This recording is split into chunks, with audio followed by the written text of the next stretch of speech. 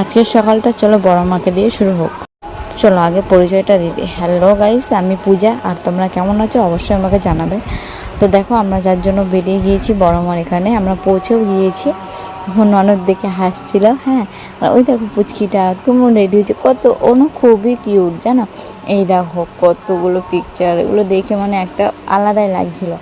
তো দেখো, আমি আমার লোকটা একটু তোমাদেরকে দেখিয়ে দিলাম, জানাবে কেমন লাগছে আমাকে। আর আমি খুব এক্সাইট বড় মার কাছে যাব। তো এই দেখো, আমরা এখন চলতে শুরু করলাম। হ্যাঁ, মানে যত কাছে যাচ্ছি তত ফিলিংসটা আসছে। তারপরে দেখো ডালায় নিয়ে নিয়েছি, ওখানে প্রচুর দোকান আমাদেরকে ডাকছিল, তবে আমাদের চেনাশোনা জায়গা ছিল। তারপর দেখো এই লাইনে দাঁড়িয়ে আছি, আর ও না জ্বালাচ্ছিল। এই দেখো, যার জন্য মেন যাওয়া, মানে আমার ছেলের মানসিক ছিল, যেটা আমি মানসিক দিতে গেছিলাম। তো দেখো ঘুমাচ্ছে, দেখো টাকটা দেখিয়ে দিয়েছি।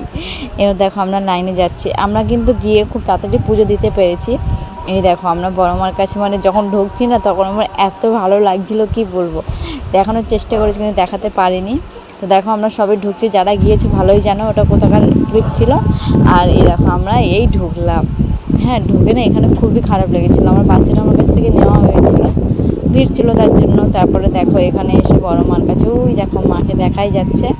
হ্যাঁ, তো আমার তো খুবই ভালো লেগেছে, মানে কি বলবো, এই ফিলিংসটা কারোর সাথে ভাগ করা যায় না। তো এইটুকু ভিডিওটি ভালো লাগলে লাইক কমেন্ট করে দিবে, আর জানাবে তোমরা কতবার গিয়েছো আর কোথা থেকে গিয়েছো। এবং আমি তো আমার বাড়ির এখান থেকে বেশি দূরে না।